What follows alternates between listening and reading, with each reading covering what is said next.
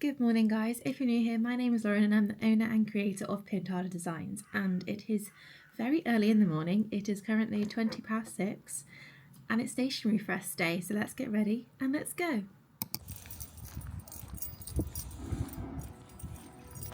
Full stop.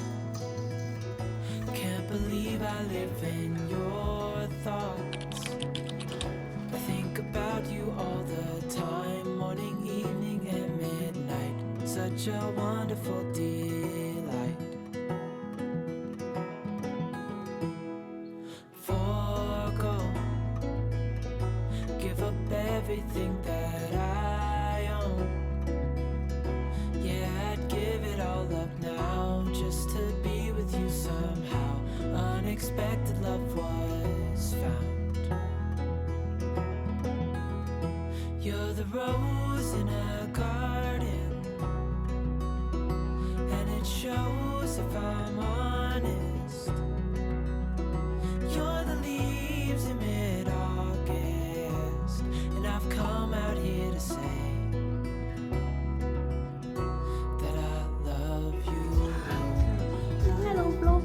Hello. You,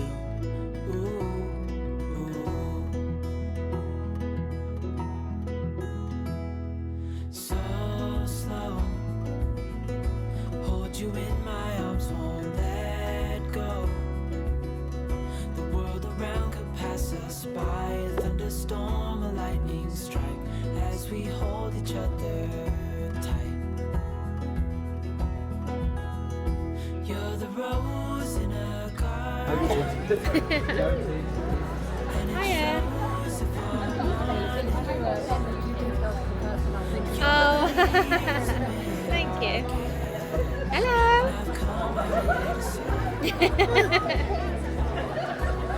So many pretty pins. Yeah, I know. My wall is just covered in them. So it's in the lid.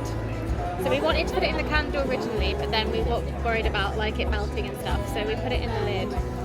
Yeah. So you don't have to wait. Basically, it was like you don't have to wait for the candle to burn. You can just get it straight away. So they arrived the day before I came. So I couldn't bring them all with me, but I've done it so that if you scan the QR code, you get the free shipping today. So it's not like you've lost out on me not bringing them. Yeah. So then when I get home, I'll start shipping them out. Yeah. Those two? Yeah. Cash or card today, darling? Yeah. It's £4 in fees. Perfect. I'll just get you your pound change. Oh yeah. Thank you very much. Have a good day. Yeah. Thank you. Thank you very much. You're the leaves in mid-August, and I've come out here to say, you're the rose in a garden, and it shows if I'm honest. what are you studying? I was meant to study fine art. I know, I got into Cardiff at uni for fine art, and then I ended up changing plans and doing business studies instead. So, and ended up being, ended up being an artist and a business person. Your thoughts, I think about you all the time, morning, evening, and midnight. Such a wonderful delight. Forgo, give up everything that I own. Yeah, I'd give it all up now just to be with you somehow. Unexpected love was found. You're the rose in a garden, and it shows if I'm honest. You're the leaves in mid-August, and I've come out here to say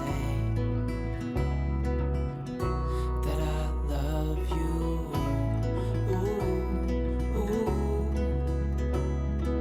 You.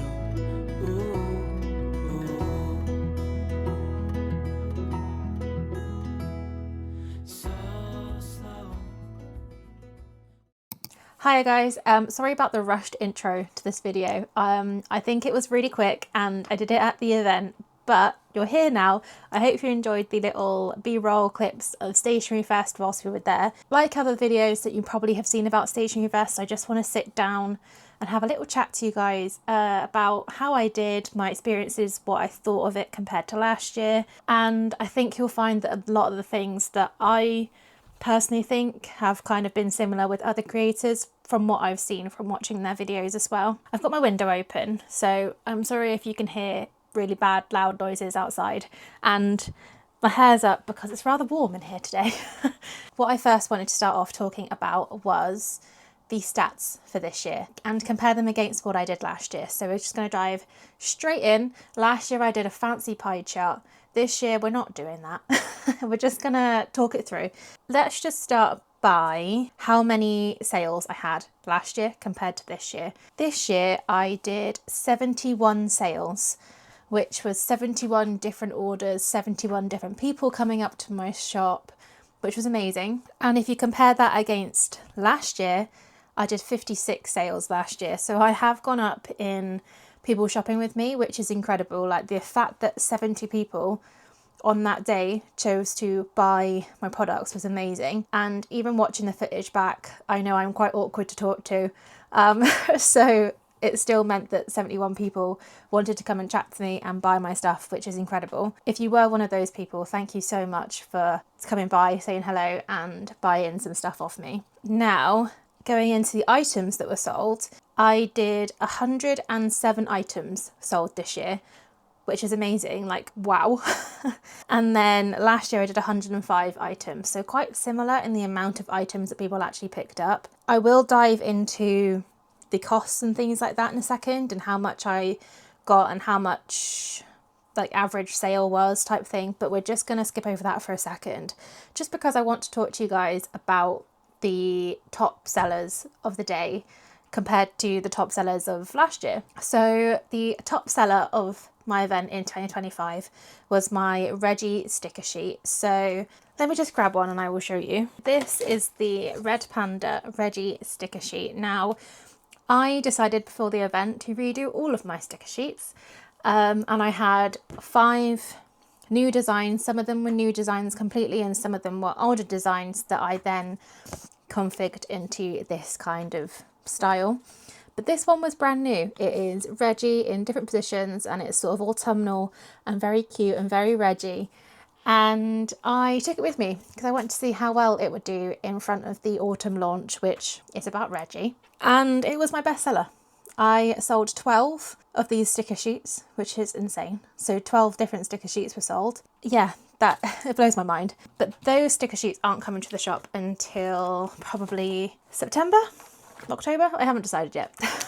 I've got more stuff to come in between then, so that is kind of gone on a bit of a back burner. Just down from the sticker sheet was my Flower Fields Friend washi tape. That is this gorgeous washi tape. It's one of my brand new designs. It has gold foiling on it. Oh, so nice. And this washi tape, again, is brand new, so it's not yet on the website. However, it will be coming to the website on the 29th of this month, so 29th of August, which is in 12 days. 12 days? 11 days? That amount of days. And it's coming to the shop very soon. So the fact that this was one of my best sellers was incredible because it means that people are going to like this washi tape. And we sold 10 of them, 10 washi tapes. And then the joint third position went to a few different items that we sold 5 of. So that was the duck sticker sheet, the Flowerfield Friends mini pin set, the fox pin and the £5 sticker pack. Last year I bought mystery bundles and like mystery bags, and I found out that the ones last year sold, this bit of spoiler, but sold the most the £5 ones rather than the £15 ones. And again, it sold quite well. I sold 5 of them, which is pretty good. I still have some of those available, so I think they are currently on my shop. So if you want to grab any of those, they are on the shop. But yeah, that's sort of like the stats of the items that we sold this year. Now, compared to last year, Reggie is still up there in the high spot of one of my favourite characters that people tend to love. In the first place from the items sold last year was the £5 mystery bag. So like I just said, those were the mystery bags that sold the most out of, I had a £5 one and a £15 one. we basically sold out of the £5 ones. I sold 11 of them and I think I only took 12. So basically sold out of those last year. Just behind that was the Reggie single sticker. So I have taken single stickers off of my shop for now because I wanted the single stickers to have sort of more of like a story and have been my characters and stuff. So the Reggie sticker, although it was my character, he wasn't doing anything, and I don't know, I just wanted to redo it. So they will be coming at some point in the near future. I'm not sure yet when I'll be getting single stickers back, but I will be. And then again, joint third place was Reggie as a pin, the woodland washi tape and the butterfly washi tape. Overall, very different items. However, Reggie is always in there. Going down to the actual sales now. I know some people don't like to talk about money, it's a little bit of a taboo subject, but I think I discussed it in my last video from Stationery Fest 2024, which I will link somewhere for you to watch if you want to go back and watch that. But this year I made £539 in sales. Now that included two of the QR codes for my new ITA pencil cases, but they were at Stationery Fest, so I've included those in the figures. And then last year I did £536.30, so very similar amounts, literally a few quid off. So I'm quite happy with that. I didn't do worse than I did last year. I didn't do better. I was kind of at a stable place where I did about the same amount of money. In terms of the average sale, like average sale per person was £7.59, and don't forget that I made 71 sales. So that's quite a high average, I think, compared to the prices of what I sell things at. Like my lowest price was £2 and my highest price was 28. So there's a bit of a difference. To have that at £7.59 I think is pretty good. But last year my average was £9.57, so a little bit higher, which is probably why I made the same amount of money but a little bit less sales. However, I'm still happy. I still made the same amount of money as I did last year, so I haven't come away sort of any worse off, kind of, which we will delve into in a second. But yeah, I made, takings wise, the same amount of taking, and sales wise it wasn't much different. Items sold wasn't much different. So in terms of me and my business, I'm quite happy that that event actually was good for me. It was a good event. Just now diving in to the pros and cons of Stationery Fest 2025. Now, I'm going to put it out there and say I love this event. It's one of the biggest stationery events in the UK, I believe. It's just incredible to see everybody who comes and be able to have an event that is purely for your market and your products and stuff, and have people know what your products are when they come up to you, which is insane. So if you are a small business owner, and you might know that if you go to like craft markets and stuff like that, you often get like, oh, what does this do? Oh, what is that? What's washi tape? And you kind of then have to explain it. But when you go to this event, you don't have to explain anything. Everyone knows what everything is. So it makes it a little bit easier to be able to engage with your customers when you're not trying to explain every single product. But I just wanted to run through a couple of pros and cons, because we did have a different venue this year, and there was a few things that I think could be improved if we were to have this venue again going forward. We'll start off with the cons and then we'll end on the pros. The cons, I think, first of all, I have 3 cons. And I think if you watch other people's videos on Stationery Fest, if they do a little debrief after, you'll see that some of these are very similar to what they have said. So my first con for you is that we were in a new place. It was called The Edge in Wigan. Previously we were in Manchester Central, which was, like it says on the tin, it was a central venue in Manchester. Big venue, but this one was in Wigan. It was a little bit out the way. I'm not sure what public transport was like because I drove in, but from what I could gather it was kind of a little bit out of the way of Manchester, which was okay for us because we were driving, but I'm not sure how great it was for people to get to from like the public point of view. But the first sort of major con was that the layout of the rooms was a little bit strange. So when Bex released the floor plan, it didn't look like it looked good on the floor plan. There was separate rooms. It meant that there was more stall holders, and it looked like there was going to be like a nice flow between the rooms. The only thing is, on the actual day, which no one could have known, like people tend to just go in one direction, like you can't control that. The only issue with the layout was that there was like a couple of corridors which went down as you came in and then left, and there was a few rooms there. And then the big room, the auditorium, was on the right of the first corridor. The VIPs, when they came in, their room was right down the corridor, turn left, down another corridor and right at the bottom. So when they came in, they came straight past the big room, turned left and went into their room, which is fine. And they did all their sort of VIP things in the morning.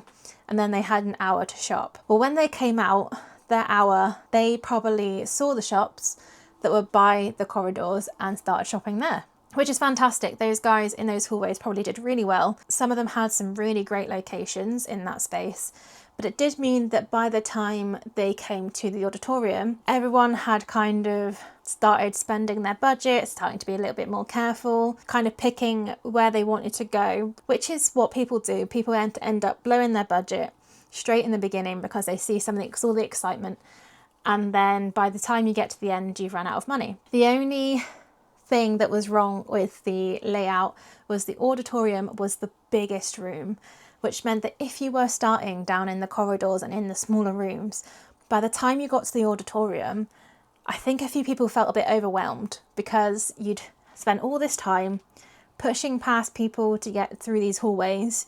You come into this big room and there are so many shops that I think people got a little bit overwhelmed. And that meant that people were taking their time to come round. They weren't spending as much with everybody. So I think people wanted to spend lower amounts with as many people as they could, which is fantastic in terms of like can support everyone's point of view. But from a business point of view, obviously that's not that great. Where we were right at the back of the auditorium, the furthest away from the door you could get, basically. And it took a long time for people to come to us. So the VIP sort of slot was 9 till 10. I wasn't seeing anybody until probably about 20 to 10 was when I found when the first person came over to my stall, because it had taken them that long to go around. Then the general public was let in at 10 o'clock. Again, they walked in, they went straight down this corridor. So the way the tables were laid out were they were down each side of the corridor, so it kind of led you straight down to the end. Then you turn left and again there's more tables and there's little rooms. So again, the public, when they came in, they came straight in, they saw these tables, the way they go, and they did that. And then as they were coming back out, they realised there was a whole nother room, a massive room with lots more shops in. And again, they probably already blew their budgets. They probably were feeling a little bit overwhelmed, a little bit tired. The layout of that was kind of not great. So the big auditorium room, I think, would be fantastic, but I think we need to sort of adjust how the rooms are going to be. I mean, I've never done an event like this before. Like, I've never planned an event like that before. So Bex, who is wonderful, by the way, probably had a big task to try and figure out how she was going to get everybody into that new location, a brand new venue, never had the event there before. And it was probably very difficult. And I think that's kind of like a learning curve for everybody. The way that the natural progression of people go depend on how the stalls are laid out. So that's like my first thing. That was a bit of a long-winded thing. The second thing, now I mentioned about my sales that I did a similar amount of money to last year, which was incredible, like fantastic. You never make that much money in a day. So for me, this event is the best event I've ever been to. The only thing with that is that this year I paid for 2 tables. Last year I paid for 1 table. So the table fee, I can't remember how much it was, but obviously that came off the amount. And this year I paid for 2 tables, and this year as well, it was a bit different in that the pricing. Last year, if you bought 2 tables, you got a slight discount off the second table. This year, if you were going for 2 tables, you were literally purchasing 2 tables. So my invoice for my table fee was £264, which meant it was £132 per table. Now, if you take £264 off of how much I took on the day, which was £539, let me just do the maths. I'm then left with £275. So already half of my money that I have taken has gone on just the table fee. When you go to events and stuff, most people will say that they've had a really good day, they've already taken back their table fee, which is fantastic, it really is. But then you have to put into the cost of the fact of the accommodation. So my accommodation I paid for was 2 nights at the Premier Inn, which was one of the cheapest options of doing it. I did make a little bit of profit. So if I take off the cost of my accommodation and the table fee, I think I was left with about £50. Fantastic. The fact that I got any profit out of that was incredible. I don't tend to count the cost of products because in my eyes, I know it's a bad business mind, but once I've spent money on products, that money's gone. And then any money extra that I get in is money to play with. So luckily I had a little bit of money there that I've been able to put aside, and it's actually helped me with my Kickstarter to be able to get some extra bits from the Kickstarter. But yeah, that was kind of a little bit of a con for me because I was kind of hoping that if I had got more space, more table, that I would sell more. Basically, I would sell more products, make more money to be able to cover that difference between having one table and having two tables. Lesson learned for next year. I think next year I'm only going to go for one because I think you can get the same amount of money from one table as you can from two, and obviously if I'm just paying for one table, I get a little bit more of that profit back to me. But we'll see, we'll decide later on if I do get accepted into the event again. Now the third con, like I said in the first point, there was 2 hallways and some little rooms. The hallways were so warm, it was quite unbearable. Like even from myself, so the auditorium was air-conned, so it was nice and cool in there. The little rooms were air-conned as well, I believe, but the main hallway and the hallway to the left wasn't. Those stall holders did an incredible job to be able to stand there all day. But yeah, it got very warm. There was a lot of people in a small space. There was no aircon and it was a very warm day. It was a very hot day, which I think was one of the main factors. Obviously, you're never going to know what the weather is going to do. And next year it might be that it's cold and it's raining. There was no sort of contingency to if those areas got warm. The venue did put out some like fans and stuff, but they weren't really doing much. I think that might be a factor in next year's planning as to if we're going to do an event in the summer. I think they might see if they can get some different contingencies in for if it does get very warm. So those are the cons from this year, which I don't think is that bad. It's just kind of general thoughts and feelings. They're all my thoughts, they're all my feelings from what I took from the event. Don't let it put you off. Again, it's an incredible event. So if you want to sell at Stationery Fest next year, please do send your application in. Now we can go into the pros, because the pros are good ones.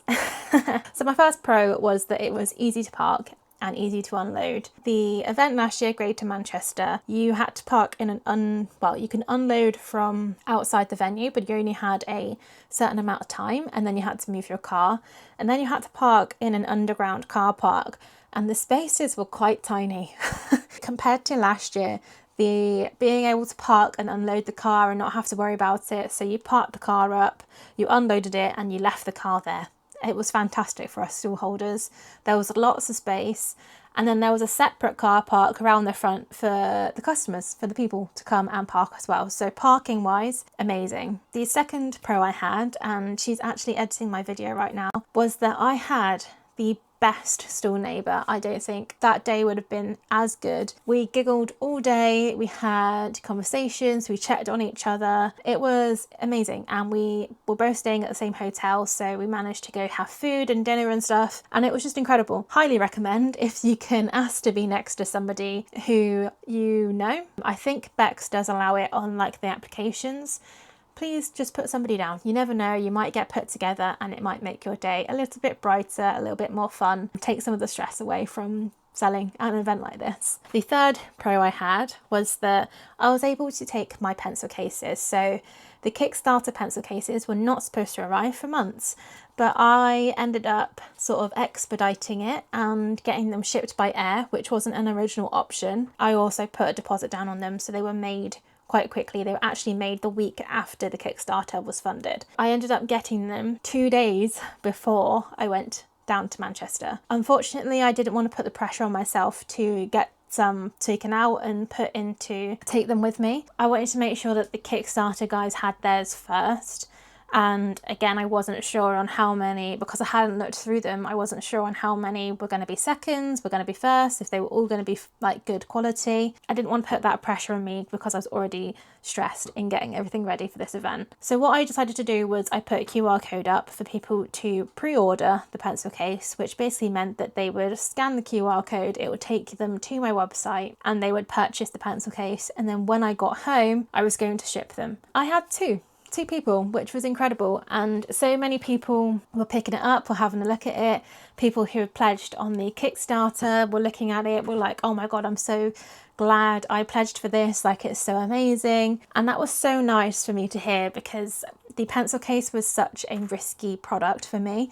It was something that I'd thought of one day and wanted to make it happen. And I'm hoping in the future we'll get more designs in. Yeah, it was such a risky product, and to have people looking at it and picking up and being like, this is so incredible, like such a good size, which was one of the things I was worried about, such good quality. And yeah, it was really amazing. Very appreciative that I got given that chance to bring those cases with me so people could have a look. I've missed a little bit out there, so I packed 2 cases with me. One as a sample which had my pins in, which was my sample one, and one of the ones that was like the real product that people could have a look at and feel. That was the piece of the puzzle that we were missing there, in case anyone got confused. And the third pro was that although I had the table fee was sort of more because I'd bought 2 tables, I'm really happy and really proud of myself that I managed to get as many sales as I did. As a small business, I've been really struggling with the Kickstarter going.